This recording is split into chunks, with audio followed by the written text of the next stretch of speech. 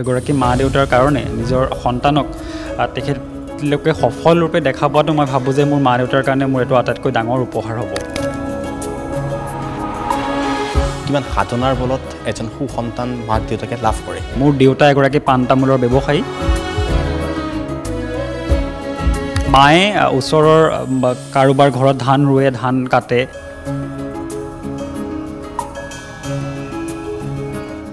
নমস্কাৰ, এনকেটিভিৰ এক বিশেষ অনুষ্ঠান ৰিপৰ্টাৰ্ছ ফাইললৈ মই উদীপ তেনেকৈ আপোনালোক সকলোকে স্বাগতম জনাইছোঁ। আৰু আজি মই এক বিশেষ বিষয়ৰ ওপৰত আলোচনা কৰিবলৈ ওলাইছোঁ। আলোচনা বুলি ক'লে ভুল হ'ব, মই কথা পাতিবলৈ লৈছোঁ, কিন্তু তাৰ আগতে মই এক কথা আপোনালোকক অৱগত কৰিব বিচাৰিছোঁ যে এজন সন্তানক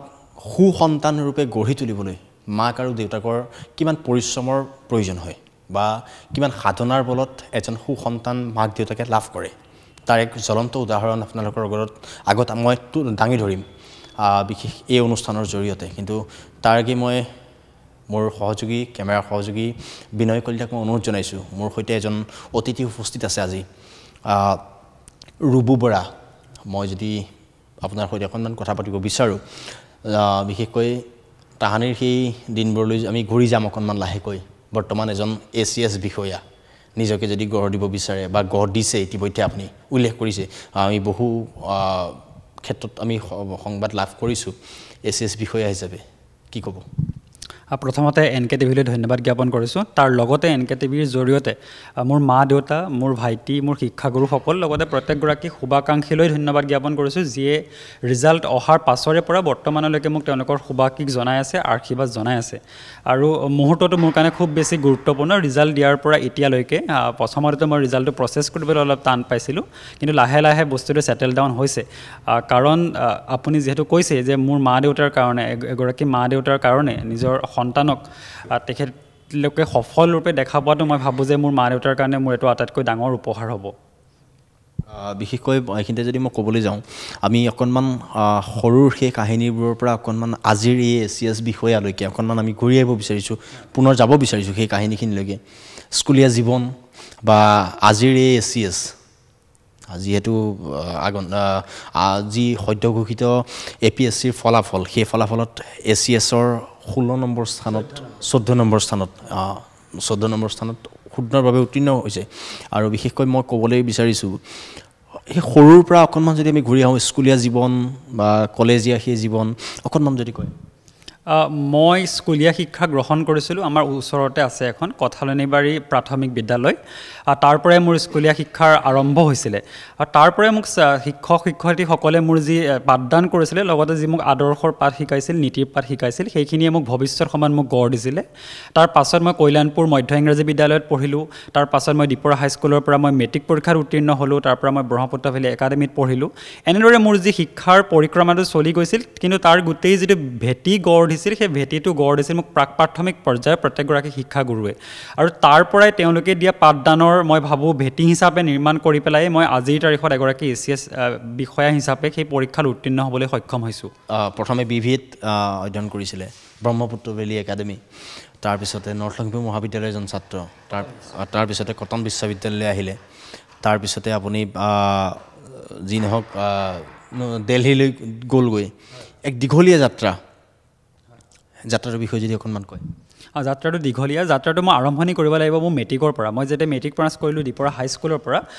মই ভবা নাছিলোঁ যে ইয়াৰ পাছৰ কালচোৱা মই কেনেদৰে পঢ়া শুনা কৰিম, কি পঢ়া শুনা কৰিম। মই ভাবিছিলোঁ মোৰ ওচৰতে যিখন কলেজ আছে তাতেই মই নামভৰ্তি কৰিম। কিন্তু মেট্ৰিক পাছ কৰাৰ পাছত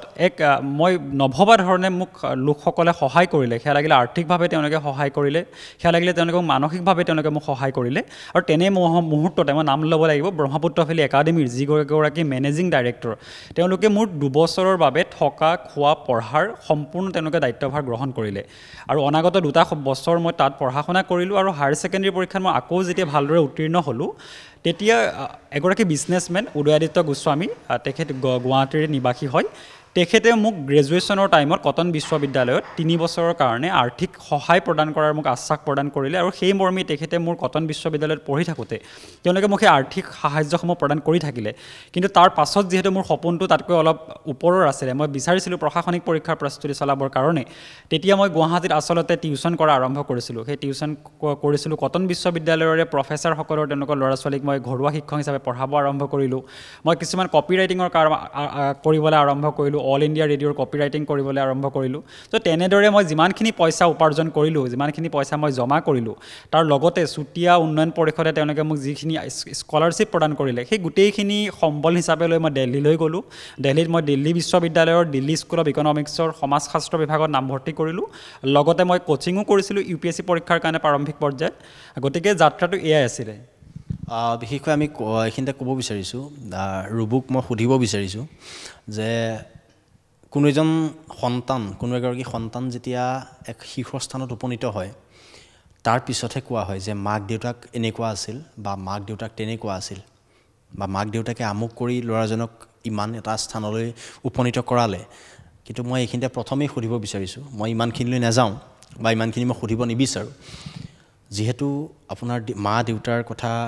ইতিমধ্যে আমি NKTVত সম্প্ৰচাৰ কৰি আছোঁ ফলাফল ঘোষণা হৈছে APSCৰ যেতিয়া ফলাফল ঘোষণা হৈছে সেই ফলাফল ঘোষণা হোৱাৰ পিছৰ পৰা আমি নিয়মীয়ভাৱে আমি উল্লেখ কৰি আছোঁ যে ৰুবু কেনে পৰিয়ালৰ পৰা আহি কেনে এটা স্থান লাভ কৰিছে এই ক্ষেত্ৰত অকণমান যদি মা দেউতাৰ কথা কয় মই ভাবোঁ যে মোৰ আজিৰ যি মোৰ সফলতা তাৰ সম্পূৰ্ণ কৃতিত্ব মোৰ মা দেউতাকেই দিব লাগিব কাৰণ যিহেতু ইতিমধ্যে বাতৰি পৰিৱেশন হৈছে মই কোৱাৰ কিজানি প্ৰয়োজন নাই মোৰ দেউতা এগৰাকী পাণ তামোলৰ ব্যৱসায়ী আৰু মোৰ মায়ে ওচৰৰ কাৰোবাৰ ঘৰত ধান ৰুৱে ধান কাটে লগতে তাত বয় মায়ে চ' তেনেকৈ কৰিয়ে তেওঁলোকে মোক আজিৰ তাৰিখত উপনীত কৰাইছে মই যদি শৈশৱলৈ ঘূৰি যাওঁ তেতিয়া মই দেখা পাওঁ যে দেউতাই ৰাতি বজাৰৰ পৰা আহিব তেতিয়া চাউল কিনি আনিব মায়ে তেতিয়া ভাত বনাব তেনেকৈ মায়ে ৰৈ থাকে দেউতা আহি পোৱা দেৰি হয় কেতিয়াবা 10টা বাজি যায় 11টা বাজি যায় তেতিয়া মাহঁতে আমাক খুৱাই দিয়ে যে দেউতা আহিলে জগাই দিম তেতিয়া দেউতাই আকৌ ৰাতি চাউল আনে মায়ে ভাত বনায় ৰাতি আমাক জগাই দিয়ে আমি ৰাতি কিমান সময়ৰ কথা অকণমান যদি কৈ দিয়ে সেয়া প্ৰায় 11টা বাজে কেতিয়াবা 12টা বাজে কাৰণ দেউতাই পাণ তামোলৰ ব্যৱসায় কৰাৰ আগত দেউতাই মিলত এটা ধান বনোৱা মিলত কাম কৰিছিল চ' তাৰ পৰা আহোঁতে ৰাতি কেতিয়াবা 11টাও বাজে কেতিয়াবা 12টাও বাজে গতিকে মই সেই মোমেণ্টবোৰলৈ যেতিয়া মই ঘূৰি যাওঁ তেতিয়া মই এটা বস্তুৱে দেখা পাওঁ মোৰ মা দেউতাৰ যি কষ্ট সেইখিনি দেখা পাওঁ এট দ্য ছেইম টাইম মই এইটোও দেখা পাওঁ যে ইমান কষ্টৰ মাজতো তেওঁলোকে কেতিয়াও হাৰ মানি নগৈ কেতিয়াও বেয়া পথ এটা অনুসৰণ নকৰি কেৱল মাত্ৰ কষ্ট আৰু কষ্টৰ জৰিয়তে মোক আৰু মোৰ ভাইটিক পঢ়াই শুনাই আজিৰ তাৰিখত উপনীত কৰাইছে বিশেষকৈ মই উল্লেখ কৰিছোঁৱেই যে বহু লোকে বহু কথা কয় সেইখিনি মই ক'বলৈ নাযাওঁ আৰু বিশেষকৈ আপোনালোকে দেখিছে সেই ৰাজধানী দিল্লীৰ পৰা আহি পেলাই দিছপুৰত বহি আছে বৰ্তমান NKTVৰ মুখ্য কাৰ্যালয়ত এয়া ৰুবু বৰা APSCৰ 14 নং স্থানত তেওঁ সুন্দৰভাৱে উত্তীৰ্ণ হৈছে আৰু বিশেষকৈ মই যদি ক'বলৈ যাওঁ মা দেউতাৰ সেই কষ্ট আৰু আজি আপুনি এজন ACS বিষয়া যদি মই কওঁ মা দেউতাক কিমান ওপৰলৈ লৈ যোৱাৰ পৰিকল্পনা কৰিছে যিহেতু আপোনাক এজন ACS বিষয়া হিচাপে গঢ়ি তোলাৰ তেওঁলোকৰ এক সপোন আছিল বা এজন ডাঙৰ মানুহ হিচাপে চোৱাৰ মা দেউতাৰ এক সপোন আছিল মা দেউতাই সেয়েহে চাগে এই তামোল পাণৰ দোকানখন বা মায়ে এই তাঁতশালযোৰত কাম কৰি পেলাই চাগে আজি আপোনাৰ দৰে এজন সন্তান জন্ম দিবলৈ সক্ষম হ'ল মই যদি কওঁ সঠিক ৰূপত আৰু বিশেষকৈ আপুনি সেই মা দেউতাক কিমান দূৰলৈ লৈ যাব বা কিমান ওপৰলৈ কিমান শিখৰত ৰাখিব মা দেউতাকক মই যেহেতু মই ইতিমধ্যে এইটো ব্যক্ত কৰিছোঁৱেই যে মা দেউতাই জীৱনৰ প্ৰায় আধা বয়স কষ্টৰ মাজেৰে পাৰ কৰিলে এতিয়া মোৰ প্ৰথম আৰু প্ৰধান দায়িত্বটোৱে মই ভাবোঁ তেওঁলোকৰ বাকী জীৱনখিনি মই যিমান পাৰোঁ তেওঁলোকক মই সুখেৰে তেওঁলোকক ৰাখিবলৈ চেষ্টা কৰিম সেয়া লাগিলে যিকোনো ধৰণেৰে হওক মই মোৰ মা দেউতাক যিমানখিনি সুখ দিব লাগে সেয়া মই ৰিটাৰ্ণ বুলি নকওঁ কিন্তু মই ভাবোঁ যে প্ৰত্যেকগৰাকী পুত্ৰই জীৱনৰ প্ৰথম কালচোৱাত যিহেতু ল'ৰা নতুবা ছোৱালীগৰাকীক মাক দেউতাকে কষ্ট কৰি পঢ়ায় আৰু মই সেইটো মাক দেউতাকৰ দায়িত্ব বুলিও ভাবোঁ আৰু যেতিয়া সেই ল'ৰা নতুবা ছোৱালীগৰাকীয়ে জীৱনত সফল হয় তেতিয়া সেই ল'ৰা নতুবা ছোৱালীগৰাকীৰ দায়িত্ব যে তেখেতে নিজৰ মাক দেউতাকক সেইখিনি কেয়াৰ দিয়ক সেইখিনি গুৰুত্ব দিয়ক যিটো তেখেতৰ মাক দেউতাকে তেখেতক সৰু অৱস্থাত দিছিল আৰু মই যিহেতু নিজে সেই ফিলচফিটোত বিশ্বাস কৰোঁ মই সেই ফিলচফিটো মানি পেলাই মোৰ মা দেউতাক এটা ভাল জীৱন দিবলৈ মই চেষ্টা কৰিম বিশেষকৈ কোৱা যায় এইখিনি সময়ত মই যদি কওঁ যে ল'ৰাই যদি পইচা চুবলৈ পায় অকণমান অহংকাৰী হয় বুলি কয় বিশেষকৈ আজিৰ সমাজত বিশেষকৈ উল্লেখ হয় এই কথাষাৰ সৰুৰ পৰা পইচা চুবলৈ নাপায় বা টকা পইচা চুবলৈ নাপায় বা টকা পইচা দেখিবলৈ নাপায় কিন্তু যিখন সময়ত টকা পইচা দেখিবলৈ পায় চুবলৈ পায় সেইখিনি সময়ত নিজৰ মা দেউতাকক বৃদ্ধাশ্ৰমত থ'বলগীয়াও এক উদাহৰণ আছে আমাৰ ওচৰত কিন্তু এই ক্ষেত্ৰত আপুনি কি কয় মই কোৱা নাই যে ৰুবু বৰাই নিজৰ মা দেউতাকক এনেকুৱা কৰিব কেতিয়াও নহয় এয়া মই জানো কাৰণ ৰুবু বৰাৰ ওপৰত মোক এক দৃঢ় বিশ্বাস আছে এই বিশ্বাসখিনি আছে বাবে আজি ৰুবু বৰা মোৰ কাষত বহি আছে আৰু বিশেষকৈ মই যদি কওঁ এই ক্ষেত্ৰত ৰুবু বৰাই কি কয় দৰ্শকসকলক উদ্দেশ্যি অকণমান যিহেতু মই কৈছোঁৱে যে মোৰ গোটেই ছাকচেছৰ বেকবনটোৱে মোৰ মা দেউতা গতিকে তেওঁলোকৰ অনাগত সময়খিনিৰ গোটেই দায়িত্বভাৰ মই ডেফিনেটলি ল'ম তাত কোনো প্ৰশ্নবোধকৰ কথাই নাহে আৰু যিহেতু আপুনি প্ৰশ্নটো যিটো সুধিছে যে আজিৰ তাৰিখত যুৱ সমাজৰ নতুবা যিটো হয় যে পিতৃ মাতৃক তেওঁলোকে বৃদ্ধাশ্ৰমত থোৱাৰ দৰে ঘটনা মই ভাবোঁ সেইটো একেবাৰে হ'ব নালাগে মই যিহেতু চিভিল ছাৰ্ভিচৰ প্ৰস্তুতি চলাই আছিলোঁ তাৰ ভাষাত যদি মই ক'বলৈ যাওঁ যে আমাৰ ভাৰতবৰ্ষই ডেম'গ্ৰাফিক ডিভিডেণ্ড এতিয়া হৈ আছে অৰ্থাৎ যুৱ সমাজৰ শতকৰা হাৰ বেছি কিন্তু অনাগত সময়ত বৃদ্ধা লোকৰ শতকৰা হাৰ বাঢ়িব আমি তেওঁলোকক যদি প্ৰবলভাৱে শুশ্ৰূষা কৰিবলৈ হয় তেওঁলোকক যদি আমি তেওঁলোকক এটা ভাল জীৱন দিবলৈ হয় সেই গোটেই প্ৰচেছটো কিন্তু আৰম্ভ হ'ব লাগিব প্ৰত্যেকখন ঘৰৰ পৰাই প্ৰত্যেকখন ঘৰৰ সন্তানে যদি তেখেতৰ মাক দেউতাকৰ শুশ্ৰূষা কৰে তেন্তে অল্ড এজ হোমৰ ডেফিনেটলি প্ৰয়োজন নাথাকিব সুন্দৰ এক উদাহৰণ দিছে তেওঁ সুন্দৰ এক উত্তৰ দিছে আমাক বিশেষকৈ এই উত্তৰ চাগে মই যি প্ৰশ্ন সুধিছোঁ এই প্ৰশ্ন আপোনালোকৰ মনতো উদয় হৈ থাকিব পাৰে বা হৈ আছিল চাগে সেইবাবে মই প্ৰশ্নটো কৰিলোঁ আৰু এই প্ৰশ্নৰ উত্তৰ আপোনালোকেও পাইছে ময়ো পাইছোঁ নিজেই আৰু বিশেষকৈ মই অকণমান পঢ়াৰ ক্ষেত্ৰলৈ আহিছোঁ যিহেতু এই আমাৰ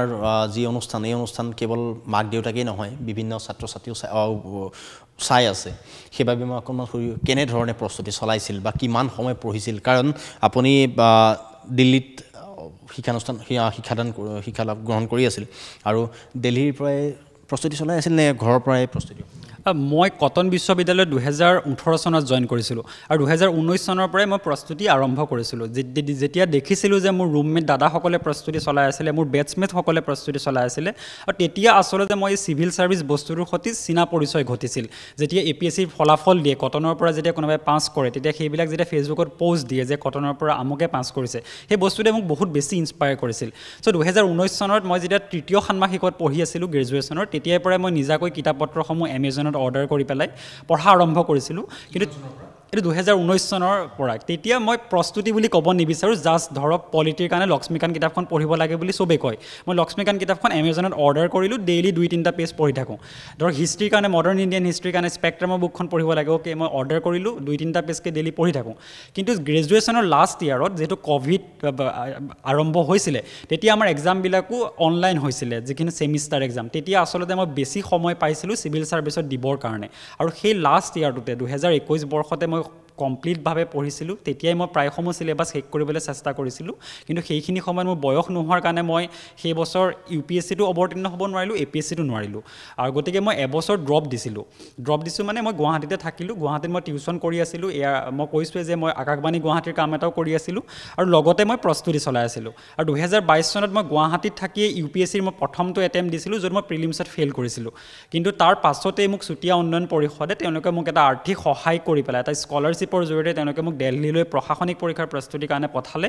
একেটা সময়তে মই দিল্লী বিশ্ববিদ্যালয়তো নামভৰ্তি কৰাৰ সুযোগ লাভ কৰিলোঁ আৰু মই জনাবলৈ পাই সুখী হ'ম যে দিল্লী বিশ্ববিদ্যালয়ৰ যিটো ৰতন টাটা লাইব্ৰেৰী আছে তাত প্ৰায় 500,000 ল'ৰা ছোৱালীয়ে দৈনিক তাত চিভিল ছাৰ্ভিচৰ প্ৰস্তুতি একে সময়তে চলাই আছে যেতিয়া মই সেই সকলো লোকৰ সংস্পৰ্শত আহিলোঁ তেতিয়া মই দেখিলোঁ যে লাইব্ৰেৰীত মানুহে ৰাতিপুৱা 6টা বজাৰ পৰা সন্ধিয়া 9টা বজালৈকে কেৱল চিভিল ছাৰ্ভিচৰ কাৰণেই প্ৰস্তুতি চলাই আছে সেই বস্তুটোৱে মোক খুব বেছি ইনস্পায়াৰ কৰিলে আৰু 2023 বৰ্ষত মই UPSCৰ ছেকেণ্ড এটেম্পটো দিলোঁ তাত মই প্ৰিলিমছ কোৱালিফাই কৰিলোঁ কিন্তু মেইনছত মোৰ 12 নম্বৰ কমাৰ কাৰণে মই UPSCৰ ইণ্টাৰভিউ দিব নোৱাৰিলোঁ আৰু তেতিয়া মই ভাবিলোঁ যে নাই মই এতিয়া ষ্টেটৰ এক্সামটো APR হ'ব লাগে ষ্টেটৰ যিটো APSC এক্সাম তেতিয়া মই ভাবিলোঁ 2024 চনত APSC দিয়া যাওক আৰু 2024 চনৰ মাৰ্চত আমাৰ প্ৰিলিমছ হ'ল প্ৰিলিমছ কোৱালিফাই কৰিলোঁ মেইনছ জুলাই মাহত দিলোঁ মেইনছ কোৱালিফাই কৰিলোঁ আৰু ইণ্টাৰভিউ এতিয়া ফাইনেল ৰিজাল্ট আহিছে অসমবাসীৰ বাবে কি কৰিব এগৰাকী চিভিল ছাৰ্ভেণ্ট হিচাপে আমাৰ কেপেবিলিটিত যিমানখিনি থাকিব মই কৰিম যিহেতু মই প্ৰথম কথা কৈছোঁৱেই যে মোৰ গাঁওখনৰ পৰা মোৰ ঘৰখনৰ পৰাই মই গোটেই অসমৰ চৰিত্ৰটো দেখা পাওঁ যে আমাৰ গাঁৱে ভূঞে এতিয়াও কেনেদৰে দৰিদ্ৰতা আছে সমস্যা আছে গতিকে এগৰাকী চিভিল ছাৰ্ভেণ্টৰ যিটো মূল কাম চিভিল ছাৰ্ভেণ্ট এগৰাকীৰ মূল কামটো হ'ল গভৰ্ণমেণ্টে যিসমূহ পলিচি আনে সেই পলিচিসমূহ তেওঁলোকে সুচাৰুৰূপে ইমপ্লিমেণ্ট কৰিব লাগে গতিকে মই গভৰ্ণমেণ্টৰ সকলোবিলাক পলিচি যিসমূহ পলিচি মোৰ ওপৰত দিয়া হয় ইমপ্লিমেণ্টেশ্যনৰ কাৰণে মই সঠিক ৰূপে ইমপ্লিমেণ্ট কৰিবলৈ চেষ্টা কৰিম যাতে প্ৰত্যেকগৰাকী গাঁৱৰ লোকে প্ৰত্যেকগৰাকী যাতে বেনিফিচিয়াৰীয়ে যাতে সেই সুবিধা লাভ কৰিব পাৰে চৰকাৰক কি আহ্বান জনাব চৰকাৰক আহ্বান জনোৱাৰ পূৰ্বে মই আচলতে ধন্যবাদহে জনাব বিচাৰিম কাৰণ আজিৰ পৰা যদি আমি 3, 4, 5 বছৰ পূৰ্বলৈ ঘূৰি যাওঁ তেতিয়া আমি দেখা পাওঁ যে বহুতে APSC দিবলৈ ভয়ো কৰে কাৰণ এক্সাম চাইকেলটো বহুত বেছি দীঘলীয়া হয় কিন্তু এতিয়া যদি আপুনি চাই আমি মাৰ্চ মাহত প্ৰিলিমছ দিছোঁ আজি ডিচেম্বৰ মাহত ফাইনেল ৰিজাল্ট আহিছে লেছ দেন 1 ইয়াৰ এবছৰতকৈ কম সময়ৰ ভিতৰত গোটেই পৰীক্ষা প্ৰচেছটো শেষ কৰিছে তাকো নিকা আৰু স্বচ্ছভাৱে গতিকে এই ক্ষেত্ৰত মই চৰকাৰক ধন্যবাদহে দিব বিচাৰিছোঁ আজিৰ এই স্বচ্ছ আৰু নিকা আপোনালোকৰ ফলাফল কি ক'ব তাক লৈ আচলতে মই ভাবোঁ যে এই বস্তুটো ইনস্পায়াৰ কৰে যে মই 2023 চনলৈকে মই APSC দিয়া নাছিলোঁ কিন্তু মই 2024 চনত দিম বুলি ভাবিলোঁ কাৰণ মই দেখিছোঁ যে পূৰ্বৰ দুটা এটেম্পটত মোৰ লগৰ যিসকলে পাইছে পৰীক্ষা পাছ কৰিছে সম্পূৰ্ণ সুস্থ আৰু নিকাতৰূপে তেওঁলোকে পাছ কৰিছে পঢ়া শুনা কৰিছে মোৰ লগৰে বহুতে পাছ কৰিছে তেওঁলোকক মই নিজে দেখিছোঁ বহুত কষ্ট কৰে কাৰোবাৰ দেউতাক নাই কাৰোবাৰ নিজে কষ্ট কৰি কাম কৰি পাৰ্ট টাইম জব কৰি কৰে তথাপিও তেওঁলোকে চিভিল ছাৰ্ভিচ কোৱালিফাই কৰিছে আচলতে এই বস্তুসমূহে নৱপ্ৰজন্মৰ মনত এটা সাহস দিয়ে যে চিভিল ছাৰ্ভিচ এক্সামটোক তেওঁলোকে এটা কেৰিয়াৰ অপশ্যন হিচাপে প্ৰিপাৰেশ্যন কৰিব পাৰে এইখিনিতে মই ক'ব বিচাৰিছোঁ যিহেতু আমি জানো কিন্তু দৰ্শকসকলক মই জনাব লাগিব আৰু দৰ্শকসকলক মই নিজেই তেওঁ যেতিয়া মোৰ সৈতে উপস্থিত আছেই তেওঁৰ মুখেৰে মই জনাব বিচাৰিছোঁ তেওঁৰ ঘৰ ক'ত বা তেওঁৰ সঠিক নাম আৰু তেওঁৰ মাক দেউতাকৰ নাম অকণমান মই তেওঁৰ মুখেৰে জানিব বিচাৰিছোঁ মোৰ নাম ৰুবু বৰা মোৰ মাৰ নাম চিনু বৰা মোৰ দেউতাৰ নাম কলিয়া বৰা মোৰ এটা ভাইটি আছে হায়াৰ ছেকেণ্ডেৰী ফাইনেল দিব তাৰ নাম ৰিণ্টু বৰা মোৰ ঘৰ বিশ্বনাথ জিলাৰ গহপুৰ অঞ্চলৰ বৰঙাবাৰী জেগাত হয় মোৰ গাঁওখনৰ নাম বালিপুখুৰী যিহেতু ভাইটি এটা আছে বুলি উল্লেখ কৰিছে তেওঁ এটা ভাইটি আছে ককায়েক যদি ACS অফিচাৰ হয় ভাইক কি হ'ব সেইটো ডেফিনেটলি তাৰ ওপৰত ডিপেণ্ড কৰে মোৰ আটাইতকৈ ডাঙৰ ভাল পজিটিভ পইণ্টটো হ'ল আমাৰ পৰিয়ালৰ কেতিয়াও মোৰ মা দেউতাই মোৰ ভাইটিক নতুবা মোক কেতিয়াও একো প্ৰেছাৰ দিয়া নাই যে তহঁতে এইটো পঢ়িব লাগিব সেইটো পঢ়িব লাগিব আমি নিজাকৈ যিসমূহ ডিচিশ্যন লৈছোঁ যে মা মই দিল্লীত পঢ়িব যাওঁ কোনো প্ৰশ্ন সোধা নাই মায়ে মোক যে মা মই চিভিল ছাৰ্ভিচৰ প্ৰস্তুতি কৰিব বিচাৰোঁ কোনো প্ৰশ্ন সোধা নাই আৰু ইয়াৰ মূল কাৰণটোৱে হ'ল মোৰ মা দেউতাই মোক আৰু মোৰ ভাইটিৰ সিদ্ধান্তসমূহক যথেষ্ট বিশ্বাস কৰে মই ভাবোঁ যে মা দেউতাই মোৰ ওপৰত যিটো বিশ্বাস ৰাখিলে সেই বিশ্বাসক মই সফল ৰূপ দিলোঁ ভাইটিৰ ওপৰতো যি বিশ্বাস ৰাখিছে ভাইটিও এটা সময়ত সেইটো সফল ৰূপ দিব কিন্তু এইখিনিতে মই সুধিব বিচাৰিছোঁ যিহেতু অসমৰ পৰা দিল্লী আৰু বিশেষকৈ মই কোৱা নাই যে মই ক'ব বিচৰা নাই আৰ্থিকভাৱে দুৰ্বল বুলিও মই কোৱা নাই কাৰণ মানুহৰ মনটোৱেই সকলোতকৈ ওপৰত মনতকৈ কোনো ডাঙৰ হ'ব নোৱাৰে যদি মনে বিচাৰে আজিৰ দিনত আকাশো চুব পাৰি সঠিক মই চাগে কৈছোঁ আপোনাক যি আমি দেখিছোঁ সেইখিনিৰ পৰা মই কৈছোঁ কাৰণ বহুতে বহুত প্ৰশ্ন কৰিব এইখিনি সময়ত যে মাক দেউতাক এনেকুৱা পিতেকে কেনেকৈ দিল্লীত স্থান পালে বা দিল্লীলৈ কেনেকৈ যাবলৈ পালে এই প্ৰশ্নটো যদি মই কৰোঁ আপোনাক যে আপোনাৰ মা দেউতাই এনেকুৱা এক ব্যৱসায় বা মা দেউতাই এনেকুৱা এক পৰিশ্ৰম কৰে তাৰপিছত আপুনি দিল্লীত পঢ়িবলৈ কেনেকৈ সাহস কৰিলে যিটো কথাটো কোৱা হৈছে যে মই এটা কথা সদায় বিশ্বাস কৰোঁ যে দুখীয়া নতুবা আৰ্থিকভাৱে টনকিয়াল নোহোৱা পৰিয়াল এটাত জন্ম হোৱাটো কেতিয়াও মানুহৰ ভুল হ'ব নোৱাৰে কিন্তু নিজৰ অৱস্থাটো টনকিয়াল কৰিবলৈ চেষ্টা নকৰাটো কিন্তু মানুহৰ এটা ভুল বুলি মই ভাবোঁ এতিয়া আৰু এটা কথা মই এইখিনিতে ক'ব লাগিব যে মানুহে কয় চিভিল ছাৰ্ভিচৰ প্ৰস্তুতি কৰিবৰ কাৰণে টকা পইচাৰ প্ৰয়োজন নাই কিন্তু আচলতে মই কথাটো বেলেগ ধৰণে ক'ব বিচাৰিম যে চিভিল ছাৰ্ভিচৰ প্ৰস্তুতিৰ কাৰণে ধনী হ'ব নালাগে কিন্তু টকা পইচাৰ প্ৰয়োজন ডেফিনেটলি আছে আজি মই দিল্লীত আছোঁ দিল্লীত মই প্ৰায় 2.5 বছৰ সময় আছোঁ তাত মই এটা ৰুম ভাড়া কৰি আছোঁ তাত মই ৰেণ্ট দিব লগা হৈছে তাত মই খোৱা পিন্ধাৰ খৰচ আছে তাত মোৰ যান বাহনৰ খৰচ আছে চ' তাৰ কাৰণে মই যিহেতু মই কটন বিশ্ববিদ্যালয়ত যেতিয়া মই পঢ়ি আছিলোঁ কটন বিশ্ববিদ্যালয়ত পঢ়ি থকাৰ সময়তে মই টিউশ্যন কৰাইছিলোঁ মই কৈছোঁৱেই মই 2.5 বছৰ সময় গুৱাহাটীত টিউশ্যন কৰাইছোঁ আৰু মই যদি মানিটেৰিলি যদি ক'বলৈ যাওঁ মই টিউশ্যন কৰি প্ৰত্যেকটো মাহত প্ৰায় 15-20 হাজাৰ টকা মোৰ ইনকাম হৈছিলে এতিয়া সেই পইচাটোৰ পৰা মই এটা অংশ মই জমা কৰিছিলোঁ যে মই পাছৰ মোৰ ফিউচাৰ প্লেনৰ কাৰণে আৰু এটা অংশ মই নিজে খৰচ কৰিছিলোঁ মোৰ মা দেউতালৈ পঠাইছিলোঁ তাৰ পাছত মই কৈছোঁ চুতীয়া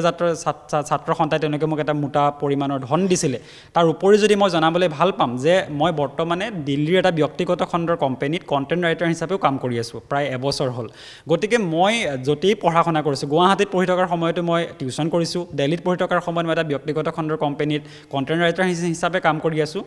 আৰু ইয়াৰ মূল কাৰণটো সেইটোৱেই মই জানো মই কেনেকুৱা এটা অৱস্থাৰ পৰা আহিছোঁ গতিকে মই এইটোও জানো যে মোৰ সপোনবিলাক চুবৰ কাৰণে মোৰ যিখিনি লাগতিয়াল বস্তু সেইখিনি ল'বৰ কাৰণে মই কাম কৰিব লাগিব আৰু সেই বস্তুটো ৰিয়েলাইজ কৰিছোঁ কাৰণেই মই মেট্ৰিকৰ সময়তে হওক মই মেট্ৰিকৰ পূৰ্বে ল'ৰা ছোৱালীক পঢ়াইছিলোঁ গাঁৱত হায়াৰ ছেকেণ্ডেৰীৰ সময়ত সেইটো কৰা নাছিলোঁ কিন্তু গ্ৰেজুৱেশ্যনৰ টাইমত টিউশ্যন কৰালোঁ মাষ্টাৰ ডিগ্ৰীৰ সময়ত মই তাত কণ্টেণ্ট ৰাইটাৰৰ কাম কৰিলোঁ গতিকে তেনেদৰে মই যিসমূহ পইচা উপাৰ্জন কৰিছিলোঁ তাৰ পৰা মই দিল্লীত মোৰ যে 2.5 বছৰ মই থাকিলোঁ সেইসমূহ মোৰ নিয়াৰিকৈ চলি গৈছিল এক কথাত যদি আমি ক'বলৈ যাওঁ আপোনাৰ দৰকাৰ হ'লে ভগা পজাই হওক কিন্তু আপুনি যদি শিক্ষাগতভাৱে অকণমান আগবঢ়া বা আপোনাৰ যদি শিক্ষাগত এটা ভাল আপোনাৰ মৰণ কেতিয়াও নাই আৰু তাৰে এক জ্বলন্ত উদাহৰণ এয়া ৰুবু বৰা মোৰ কাষত বহি আছে কাইলৈ আমি লগ নাপাবও পাৰোঁ বা কাইলৈৰ পৰা আমি লগ নকৰিবও পাৰোঁ নাপাবও পাৰোঁ আমি হয়তো তেওঁক লগ কৰিবলৈ গ'লে আমি এপইণ্টমেণ্ট ল'ব পৰা হ'বও পাৰে আৰু সেই থুৰতে পাই আজি মই লৈ থলোঁ মই কথা পাতি থলোঁ আপোনালোকে নজনা বহু কথা তেওঁৰ পৰা মই জানি থলোঁ এইখিনিতে মোৰ সৈতে উপস্থিত আছে বিশেষকৈ তেওঁৰ খুৰাক মোৰ সৈতে উপস্থিত আছে মই খুৰাকৰ সৈতে অকণমান কথা পাতিব বিচাৰিছোঁ যিহেতু দিল্লীৰ পৰা আহি পাইছে বিমানবন্দৰ গুৱাহাটী বিমানবন্দৰ আহি পাইছে বিমানবন্দৰত তেওঁ বিমানবন্দৰৰ পৰা ভতিজাকক সুন্দৰভাৱে লৈ আহিছে আমি খুৰাক উপস্থিত আছে আৰু খুৰাকৰ লগত মই অকণমান সময় কথা পাতিব বিচাৰিছোঁ যিহেতু ভতিজা ACS হৈছে আৰু ভতিজা ACS হৈছে আপোনাৰ বৌ আৰু দাদা সেই তেনে এটা পৰিস্থিতিত আছে কি ক'ব ভাল লাগিছে শুনা পাই তেখেতক লৈ আহিলোঁ এতিয়া এয়াৰপৰ্টৰ পৰা আজি থাকিম গুৱাহাটীত কালি ৰাতিপুৱালৈ যাম গাঁৱতো মানুহ ৰখি আছে ৰাইজ তাকে গাঁৱতো ৰেলী কৰিছে ডাঙৰ সুবিশাল ৰেলী কৰিছে ৰুবু বৰালৈ বৰ্তমানো অপেক্ষা কৰি থকা দেখিবলৈ পাইছোঁ সুবিশাল ৰেলী হয় এতিয়া ৰাতি পোহৰটো কেনেকৈ হয় তাকে চিন্তা কৰি আছে কেনেকৈ ঘৰ পাব বাৰু সেইটোৱে আৰু মানে মই যদি এক কথাত ক'বলৈ যাওঁ ৰাতিৰ কুঁৱলীৰ বাবে তেওঁলোক এতিয়াও বৰ্তমান গহপুৰলৈ যোৱা নাই হয় ৰাতিপুৱা যাম বুলি আমি ৰখি আছোঁ আৰু ৰাতি ক'ত থকা হ'ব ৰাতি মোৰ ৰুমতে থকা হ'ব আপোনাৰ ৰুম মোৰ পল্টন বজাৰ হয় মই ভাড়াত থাকোঁ ৰুম ইয়াতে মই একচুৱেলি গাড়ী চলাওঁ ইয়াতে কিন্তু নিজৰ ভতিজাকক বিমানবন্দৰৰ পৰা আনিবলৈ পাহৰা নাই কেতিয়াও কাৰণ ভতিজাকক লৈ আজি খুৰাক গৌৰৱান্বিত হয়নে হয় নিশ্চয় ভাল লাগিল আমি পুনৰবাৰ ৰুবু বৰাৰ কাষলৈ যাব বিচাৰিছোঁ আমি শেষৰটো প্ৰশ্ন কৰিম যিহেতু কষ্ট হৈছে অলপ আমিও বেছি কষ্ট নিদিওঁ আমাৰো সময় হৈছে আপোনাৰো সময় হৈছে যিহেতু অকণমান জিৰণি ল'বলৈ প্ৰয়োজন হ'ব কাৰণ দিল্লীৰ পৰা যিমান দিনলৈ বহি আহিলেও বা সেই কাম কৰি আহিলেও আপুনি কষ্টখিনি একেখিনিয়ে হয় কেতিয়াৰ পৰা চাগে বিভিন্ন ধৰণৰ সংবাদ মাধ্যমত আপোনাক আমন্ত্ৰণ জনাইছে যদিও NK টিভিত প্ৰথমটো সাক্ষাৎকাৰ প্ৰথমটো প্ৰতিক্ৰিয়া তেওঁৰ ACS হোৱাৰ পাছত আৰু বিশেষকৈ মই প্ৰতিক্ৰিয়া এই কাৰণেই লৈছোঁ মই তেওঁৰ সৈতে সাক্ষাৎকাৰ এই কাৰণেই কৰিছোঁ যে আজিৰ দিনত লোকে বহু কথা কয় বিশেষকৈ মাক দেউতাকৰ কথাখিনি মই পিছতেই থলোঁ এনে এজন ল'ৰা দিল্লীত গৈ পেলাই কিয় পঢ়িছিল বা কেনেকৈ পঢ়িবলৈ পালে তেওঁৰ মুখেৰে শুনিলে ACS হ'ল কেনেকৈ হ'ল কিয় হ'ল নিজে গম পালে আৰু তাহানিৰ সেই ৰাকেশ পালৰ সেই APSCৰ যি দুনাম সেই দুনামখিনি কেনেকৈ আজি সুনাম হ'ল তেওঁৰ মুখেৰে গম পালে আৰু শেষৰটো প্ৰশ্ন কৰিব বিচাৰিছোঁ যিহেতু পঢ়া শুনাৰ ক্ষেত্ৰত আপুনি ACS হ'ল ব্ৰহ্মপুত্ৰ ভেলী একাডেমীত তেওঁ অধ্যয়ন কৰিছিল আৰু ব্ৰহ্মপুত্ৰ ভেলী একাডেমীৰ পৰা লখিমপুৰৰ পৰা গুৱাহাটীৰ পৰা দিল্লী পালেগৈ আপুনি বহুখিনি কষ্ট হৈছে যিসকল মই ইতিমধ্যে উল্লেখ কৰি যিসকল ছাত্ৰ ছাত্ৰীয়ে পঢ়িবলৈ বিচাৰে তেওঁলোকক সুন্দৰভাৱে আপুনি আগবঢ়াই দিছে অসমৰ ৰাইজক কি ক'ব কাৰণ আপোনাক লৈ বহু কথা কৈছে তেওঁলোকে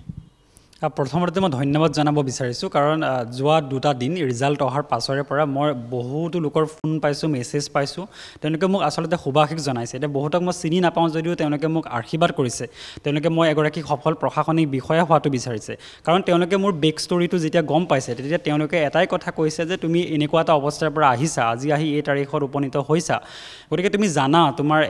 তোমাৰ সেই এক্সপিৰিয়েঞ্চটো আছে গতিকে সেই এক্সপিৰিয়েঞ্চটো ইউজ কৰি পেলাই তুমি এগৰাকী সফল প্ৰশাসনিক বিষয়া হ'বা বুলি মোক সকলোৱে যিটো কৈছে মই সেই তেওঁলোকৰ উপদেশৰ প্ৰতি ডেফিনেটলি সন্মান জনাম আৰু মোৰ প্ৰত্যেকটো খোজতে যাতে মই ধনাত্মক কিবা এটা যাতে মই আনিবলৈ সক্ষম হওঁ সমাজখনৰ কাৰণে সেইটো মই ডেফিনেটলি চেষ্টা কৰি যাম APSC দিয়া হ'ল APSC দিলে APSCত আপুনি ACS হ'ল 14 নম্বৰ স্থানত UPSCৰ কিবা পৰিকল্পনা আপুনি ইতিমধ্যে উল্লেখ কৰিছেই যে UPSC দিছিল কিন্তু শেষৰ কোনোবা এটাত আপুনি থমকি ৰ'বলগীয়া হয় আৰু পৰৱৰ্তী সময়ত চলাই যাব নেকি ডেফিনেটলি চলাই যাম কাৰণ মোৰ যদি গোটেই চিভিল ছাৰ্ভিচৰ জাৰ্নিটোৰ কথা ক'বলৈ যাওঁ আৰম্ভণি হৈছিল UPSC প্ৰস্তুতিৰ পৰা আৰু মই বিচাৰোঁ যে সামৰণিটো UPSCৰ দ্বাৰাই হওক গতিকে তাৰ কাৰণে মই কাম কৰি যাম আৰু মই ভগৱানৰ যদি কৃপা থাকে তেন্তে মই ডেফিনেটলি সেই ক্ষেত্ৰত উপনীত হ'ব পাৰিম এজন ACS আপোনালোকৰ ভাষাত যদি কয় আপোনালোকৰ সেই জিলা আয়ুক্তৰ কাৰ্যালয়তে হওক বা উন্নয়ন খণ্ডৰ সেই কাৰ্যালয়তে হওক যদি কেনেবাকৈ লগ পায় এইজন ৰুবু বৰাক এষাৰ মাত দিব কেনে এক স্থানৰ পৰা কেনে এক স্থানত তেওঁ উন্নতিৰ জখলা বগালে সেয়া আপোনালোকে আমাৰ এই অনুষ্ঠান চাই পেলাই ইতিমধ্যেই গম পাইছে আৰু বিশেষকৈ বেছি কথা ক'বলৈ নাযাওঁ আজিৰ এই অনুষ্ঠান ইমানতে সামৰিব বিচাৰিছোঁ এই অনুষ্ঠান চাই থকাৰ বাবে আপোনালোক সকলোকে ধন্যবাদ জ্ঞাপন কৰিছোঁ শুভৰাত্ৰি